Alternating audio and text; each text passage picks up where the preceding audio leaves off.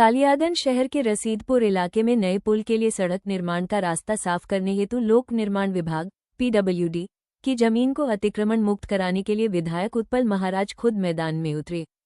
शुक्रवार को रसीदपुर पहुंचकर उन्होंने स्थानीय व्यवसायियों से नए पुल की सड़क निर्माण के लिए सरकारी जमीन खाली करने की अपील की। इस दौरान विधायक के साथ बीडीओ विद्युतबरन विश्वास, आईसी सुदीप प्रधान तथा जिला लोक निर्माण विभाग के इंजीनियर भी मौजूद थे। रसीदपुर मोड़ पर पीडब्ल्यूडी की जमीन पर कई वर्षों से कई छोटे व्यवसायी अपनी दुकानें चलाते आ रहे थे। দেখা গেল রশিদপুর এলাকায় যেখানে রাস্তা মানে অনেক দোকান সেখানে ভাঙা হচ্ছে, রাস্তার পাশে কিছু দোকান রয়েছে, সেখানে আজকে আপনি নিজে গেলেন, কি দেখবেন? দেখুন, ওখানে একটা দীর্ঘদিনের দাবি মানুষের যে পুরনো ব্রিজটা দুর্বল হয়ে গেছে আমাদের ধনকলের ওখানে।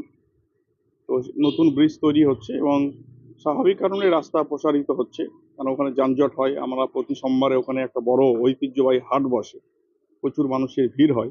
এর আগে একটা ওখানে লোহার ব্রিজ ছিল, সেটা ভেঙে পড়ে গেছে।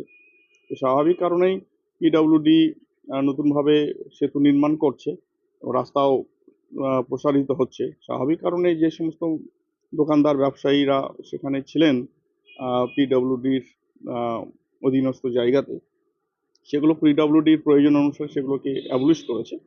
তো সেখানকার কিছু ব্যবসায়ী আমার কাছে এসেছিল আবেদন নিয়ে। আমি বিষয়টা খতিয়ে দেখতে গিয়েছিলাম যে ব্যাপারটা কি আছে। তো দেখলাম যে সত্যি সেটা পিডব্লিউডির জায়গা।